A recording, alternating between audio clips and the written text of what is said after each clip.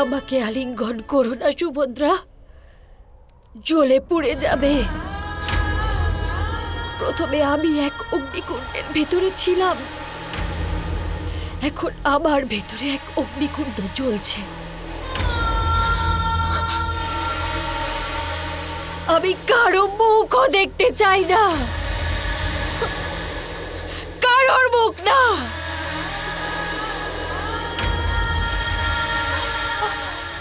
দিদি, দিদি,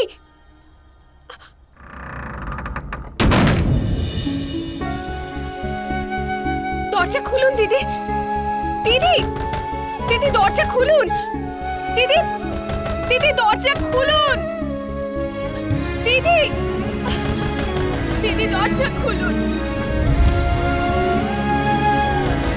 দিদি, দিদি দরজাটা খুলুন।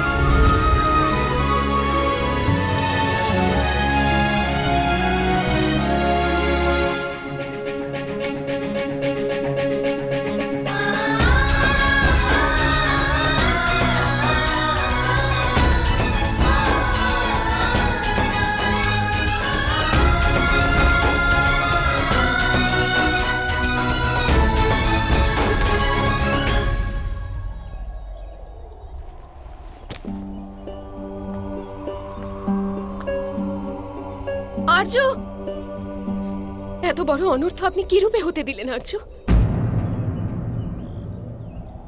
দিদি স্বয়ং নিজেকে নিজের গৃহকক্ষে রুদ্ধ করেছেন। তিনি বললেন তিনি কাউকে নিজের মুখ দর্শন করবেন না। আমি অনেক চেষ্টা করেছি, কিন্তু তিনি দরজা খুলছেনই না।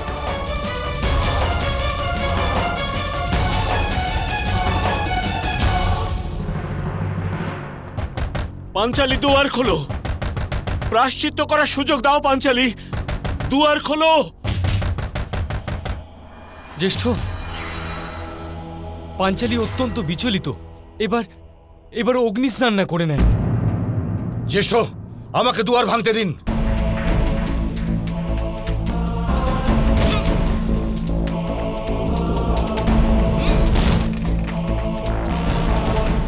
অসম্ভব, অসম্ভব। আমি আঘাত হেনে প্রস্তর খণ্ড ভেঙে দিতে পারি, কিন্তু এই সাধারণ দুয়ার ভাঙছে না কেন জ্যেষ্ঠ? এই দুয়ার তো পাঞ্চালির সংকল্প দ্বারা রুদ্ধ হয়েছে ভ্রাতাশ্রী।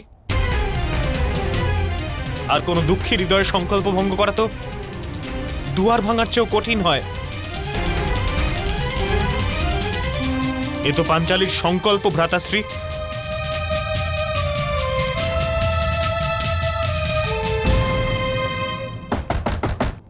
দুয়ার খোলো পাঞ্চালি, পাঞ্চালি দুয়ার খোলো। জ্যেষ্ঠ ভ্রাতা, আমরা এই দুয়ার উন্মুক্ত করতে অক্ষম। একমাত্র মাধবী এই দুয়ার উন্মুক্ত করতে পারবেন।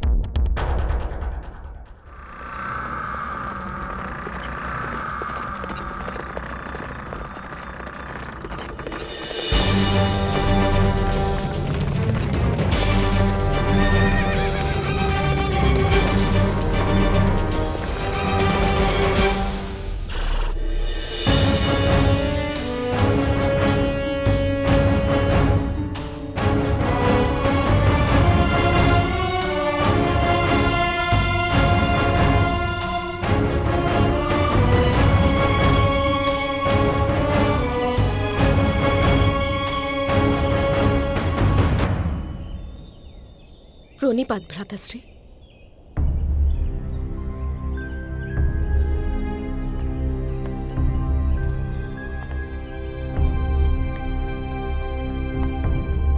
প্রণিপাত। এই সময় তোমার প্রণাম স্বীকার করতে পারবো না আমি, রাজকুমার অর্জুন।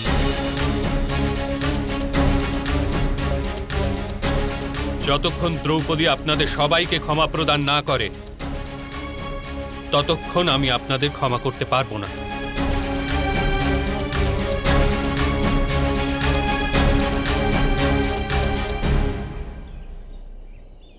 কোথায় আমার সখী? দূতসভা থেকে সে সত্তর প্রস্থান করেছিল, আর ইন্দ্রপ্রস্থ চলে এসছে একাকী। আমাদের পরিত্যাগ করে। উনি স্বয়ং নিজের কক্ষে নিজেকে রুদ্ধ করে রেখেছেন ভ্রাতাশ্রী। আমরা সবাই অনেক চেষ্টা করেছি, কিন্তু উনি কক্ষের দরজা খুলছেনই না। ও তো হৃদয়ের দরজাই বন্ধ করে দিয়েছে সুভদ্রা। কক্ষের দরজা কি প্রকারে খুলবে?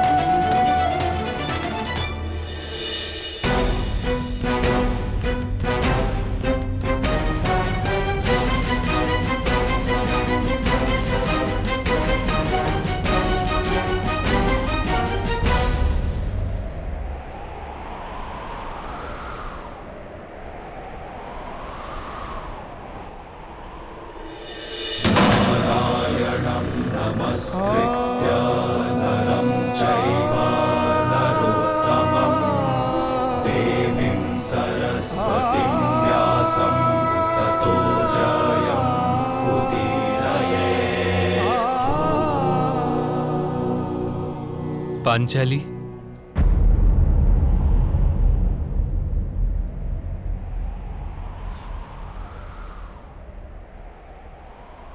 মিত্র সেই হয় যে নিজের হৃদয়ের অনুভব ভাগ করে নেয়। তোমার হৃদয়ের পীড়াতেও আমি অংশীদার সখী। নিজের অংশের পীড়া প্রাপ্ত করতে এসেছি আমি। চলে যান গোবিন্দ, আমি অপবিত্র হয়ে গেছি। আমার নিকটে আসা ব্যক্তিও অপবিত্র হয়ে যাবে।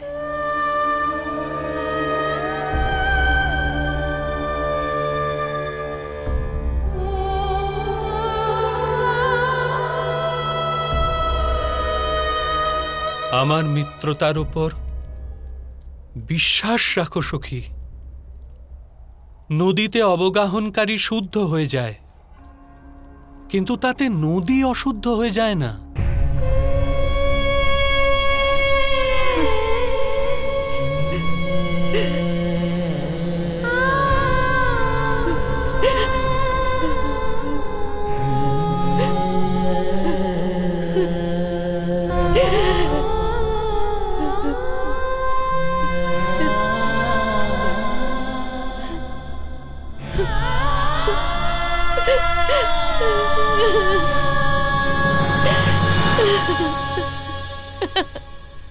গোবিন্দ,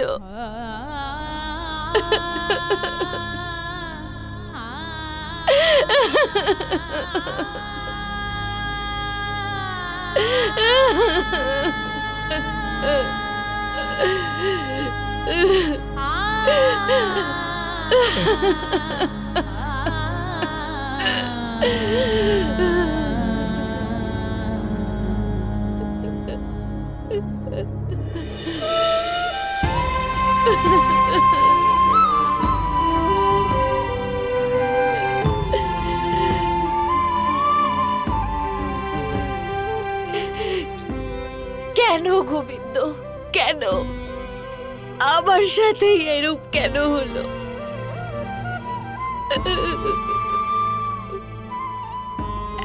এত বড় অপমান!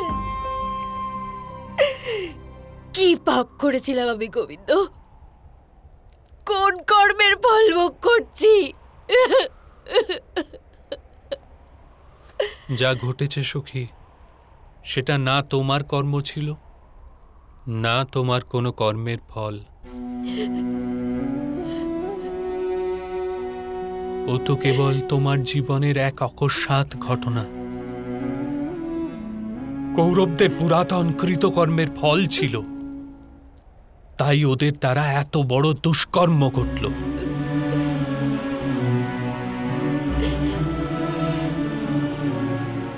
কর্মের সিদ্ধান্তের এটাই তাৎপর্য সখী।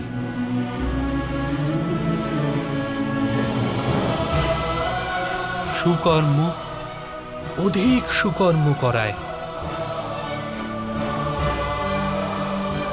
আর কুকর্ম অধিক থেকে অধিকতর কুকর্ম করায়। আর কুকর্মে লিপ্ত মানুষের সারা জীবন নরক হয়ে ওঠে সখী। কিন্তু পীড়া তো আমি ভোগ করছি গোবিন্দ। তবে সেই পীড়াকে ত্যাগ করো সখী। মহাভারত